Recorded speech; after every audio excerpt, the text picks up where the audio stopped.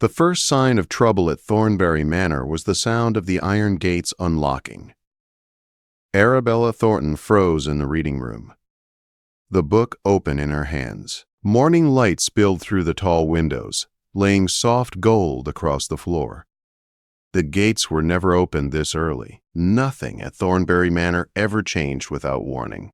Today, something had. Across the room, Mrs. Augusta Ashford sat straight in her velvet chair, her thin hands resting on a silver cane. At 73, she looked carved from stone. Her dark eyes missed nothing. They had the calm power of a woman who had ruled a household and a fortune for decades without asking permission. "Stop reading, Mrs. Cisask," Ashford said. "That novel has grown dull." Arabella closed the book with quiet relief. The story had been full of fainting and foolish love. "Shall I ring for tea, ma'am?" In a moment, Mrs. Turlough. Ashford tilted her head and studied her. "Tell me, child, what has changed in the house today?" Arabella knew better than to answer quickly. Mrs. Formark's Stope test. Ashford enjoyed these tests. Arabella looked around the room, letting the details speak. The green guest room was opened this morning. Fresh flowers were placed in the entry hall, though none are blooming outside. And cook is preparing meals that take hours. Mrs. Pa Paraba. Ashford smiled, small and sharp. "Good. My grandson arrives this evening." Arabella's breath caught before she could stop it. "Sebastian is coming today? He was not expected until Christmas," Mrs. Ashford said calmly. "But I summoned him." Arabella pressed her fingers together to still them. She had met Sebastian Ashford 3 years ago on her first day at Thornbury Manor. He had walked past her without a glance. She had been a companion with one trunk and no family. He had been the heir to a vast shipping empire. The newspapers called him cold, distant, impossible to please. Since that day, Arabella had lived quietly, careful not to be seen. "Mrs. Terr." Ashford spoke again. "I wrote to tell him I have chosen his bride. I will not wait any longer. He is 31. The room seemed to tilt. Arabella kept her face smooth, though her stomach twisted. Over the past month, many fine young women had visited the manor. One of them, Georgiana Blackmore, had seemed flawless, beautiful, rich, confident. "That is good news, ma'am," Arabella said softly. "Is it?" Mrs. Ashford asked. "You do not look pleased." "I am pleased with whatever makes you happy." Mrs. Ashford gave a short laugh. "You lie well, but not well enough. Ring for tea, and change for dinner. Wear the blue dress. The gray makes you look miserable." The afternoon passed in familiar tasks. Letters, tea, a slow walk through the garden. Yet Arabella's thoughts refused to settle. She kept seeing Sebastian as she remembered him. Tall, controlled, distant, she wondered what it would be like to stand in the same room with him again. At sunset, the footman announced the arrival of the Ashford carriages. Lamps were lit. Servants moved with sharp focus. Mrs. Depp Ashford stood tall in black silk and diamonds. "He will be difficult," she said, "but I always win." Sebastian Ashford entered like a storm, broad-shouldered, dark hair neatly kept, gray eyes sharp and unreadable. He removed his gloves with careful movements, the habits of a man who never lost control. "Grandmother," he said, kissing her cheek. "You came," she replied. "You summoned me," he said. "I hope this matter is brief." "Not at all. We will speak after dinner." Later, his voice rose behind closed doors. "Why have you chosen a wife for me? I am not livestock. And yet you have not chosen for yourself." Mrs. Ashford replied, 1 week. Spend 1 week with the woman I chose. If you still refuse, I will not push you again." Sebastian exhaled sharply. "Fine. Present her to me after dinner." Arabella felt cold spread through her chest. She was summoned upstairs after the meal. Mrs. Ashford sat calmly. Sebastian stood near the window, rigid. "Sit, Arabella," Mrs. Ashford said. Sebastian turned and stopped. His expression shifted from confusion to disbelief to anger. "No," he said. "Absolutely not." Miss Arabella Thornton is the bride I chose for you." The words rang like a bell. Sebastian stared at Arabella. "She is your companion? This is absurd." "It is perfect," Mrs. Ashford said. Arabella stood, shame burning her face. "I only learned tonight. If I had known, I would have left." A tear slid down her cheek. "I must resign." "You will not," Mrs. Ashford said. 1 week. Outside the room, Sebastian spoke quietly. "I apologize for my tone, but this marriage will not happen." "I agree," Arabella said. "I want no part of it." They stood facing each other, bound by a choice neither had made. Morning came pale and cold. Arabella dressed simply, needing plainness like armor. She joined Mrs. Ashford as usual. "You will take breakfast with my grandson, Mrs. Many," Ashford said. In the breakfast room, Sebastian pulled out her chair. Silence filled the space between them. "I behaved poorly last night," he said at last. "My words were unfair." "I understand," Arabella replied. "You truly had no idea." No. They spoke of books, of the garden, careful words at first. Then a faint smile touched Sebastian's mouth when Arabella joked about his grandmother's taste in novels. Over the next days, Mrs. Ashford kept them together. Tea, walks, quiet conversations. Sebastian noticed Arabella's steady kindness. Arabella noticed how his coldness softened when he spoke of the workers. By the third day, something unspoken lived between them. "You have more strength than those polished girls, Mrs. Tabot," Ashford told Arabella. Arabella shook her head. "When the week ends, he will choose someone like Georgiana Blackmore." Mrs. Ashford's eyes flashed. "He sees you. He may not know it yet." On the fourth day, dark clouds rolled across the valley. Rain began to fall. Thunder shook the sky. A rider arrived, soaked and desperate. The river is flooding. Families are trapped. Sebastian did not hesitate. "Prepare horses." Arabella stepped forward. "I am coming!" "No," he said sharply. "You need me." He studied her, then nodded. "Stay close." They rode into the storm as the river rose and fear filled the air. And as Arabella guided the rescue, Sebastian watched her with growing awe, unaware that everything he believed was already beginning to break. The storm did not ease as night fell. Rain struck the ground like thrown stones, and the river roared with a wild voice that refused to calm. Lanterns swung in the wind as men moved through the flooded paths. Arabella stood in the water beside Sebastian, her skirts heavy, her boots soaked, her hands numb from the cold. Still, she did not step back. "2 more cottages near the bend," she said, raising her voice above the storm. "The Miller family and old Mr. Grant." Sebastian nodded and turned to the men. "This way. Follow Miss Thornton." He did not question her. That alone stunned her. Only days ago, he had barely known her name. Now, he trusted her judgment without pause. They reached the first cottage just as water surged through the doorway. Arabella rushed inside with 2 men, lifting a frightened child into her arms. She spoke softly, steady, even as thunder cracked overhead. Outside, Sebastian helped an elderly woman onto a horse, holding her as if she weighed nothing. By the time the last family was brought to higher ground, darkness had fully settled. Exhaustion pressed into Arabella's bones. Her hands shook from cold and strain, but her eyes stayed clear. When the final head count was taken and every name answered, a quiet relief moved through the group. "No lives lost," one of the men said in disbelief.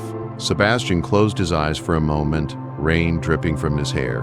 When he opened them, he looked at Arabella as if seeing her for the first time. The storm worsened, making the ride back to the manor impossible.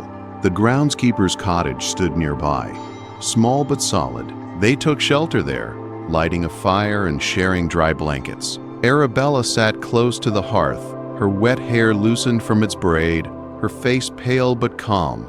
Sebastian watched her from across the room. The firelight softened his sharp features, but his eyes remained fixed on her. "You were remarkable today," he said quietly. "I only did what was needed," Arabella replied. "That is not true," he said. You did more than any of us." She looked down, unsure how to answer. Praise made her uncomfortable. Silence settled between them, broken only by rain against the roof. "I thought I understood you," Sebastian said after a while. "I was wrong." Her heart began to race. "Sebastian, I don't want this week to end," he said. The words landed heavily between them. Arabella's chest tightened. Hope frightened her more than rejection ever had. Morning came soft and pale. The storm had passed, leaving the land washed clean and quiet. Arabella woke on a small cot, stiff and sore. She sat up and saw Sebastian by the window, his coat gone, his sleeves rolled, his eyes tired but awake. "You slept," he said. "You needed it." "We should return to the manor," she said quickly. "We will," he said. "But first, we need to speak." He stepped closer, his voice low. "I meant what I said last night." She shook her head. "You barely knew me before this. Then I was blind," he replied simply. The honesty in his voice made her breath catch. "I watched you risk yourself for others," he continued. "I watched you lead without fear. I watched you stand in the storm while others hesitated." Her eyes burned. "Do not mistake gratitude for affection." "This is not gratitude," he said. "This is choice."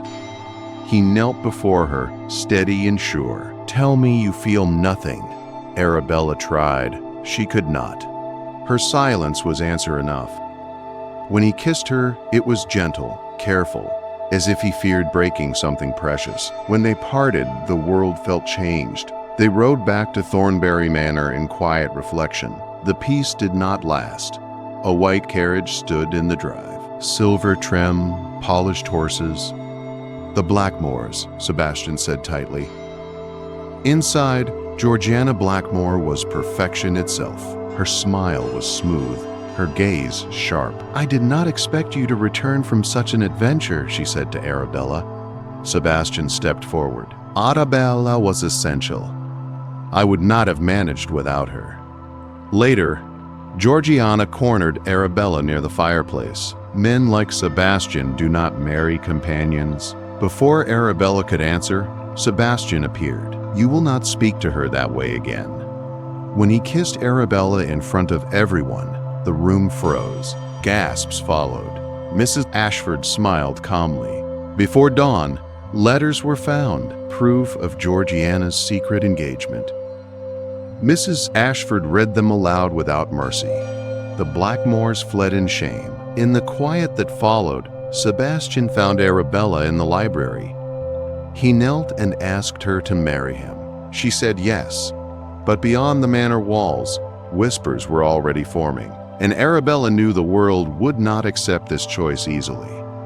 The days after the engagement passed in a strange calm, the kind that comes before a storm. Thornbury Manor felt quieter, yet every wall seemed to listen.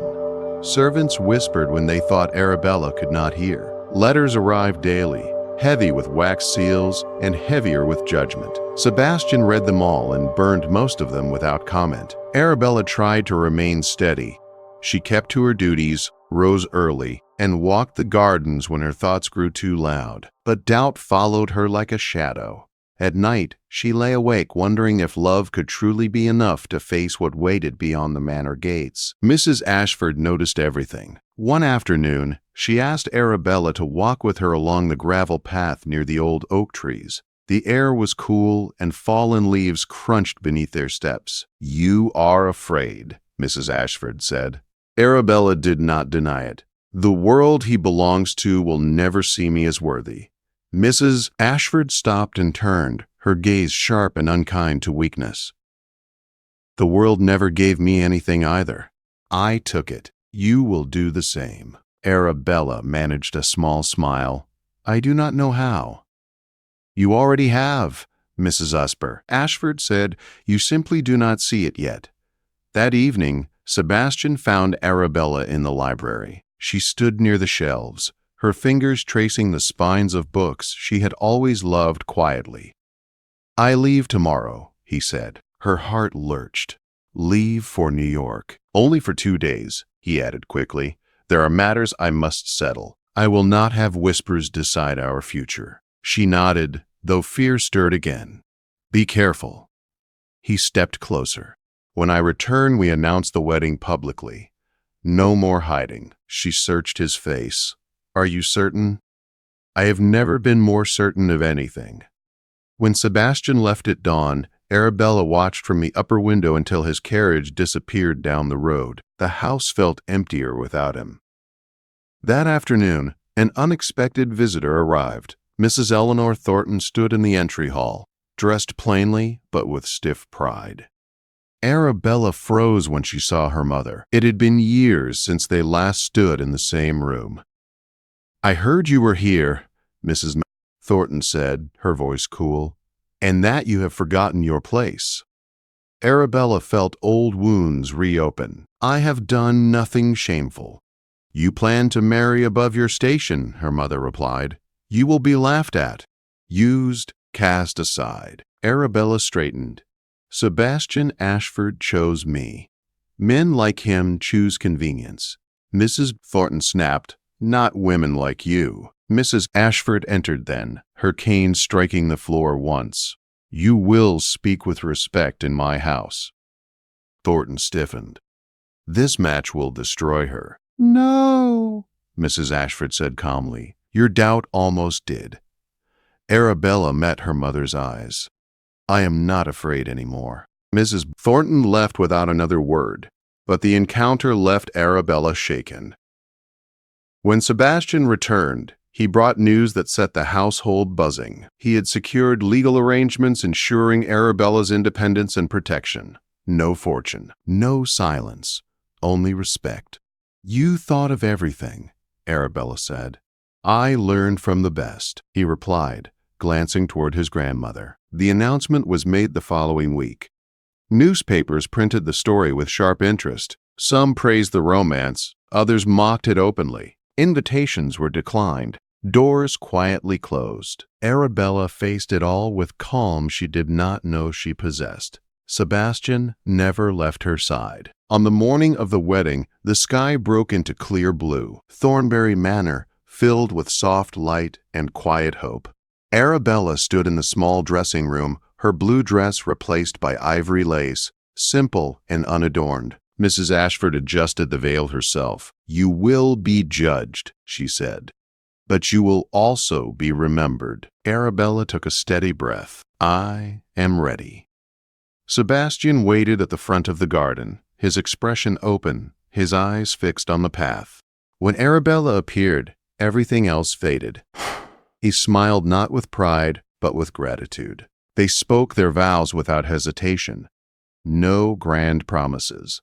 Only truth, only choice. When they kissed, the moment felt earned. Not stolen, not forced.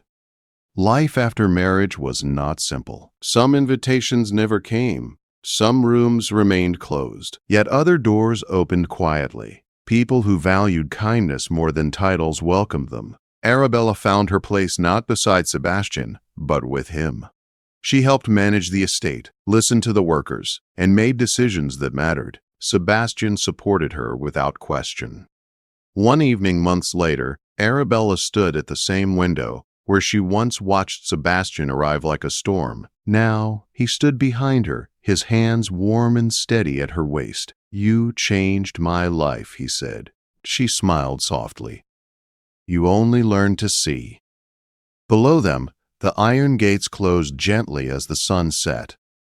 Thornbury Manor stood strong, no longer ruled by fear or expectation, but by choice. And for the first time, Arabella felt not chosen, but equal.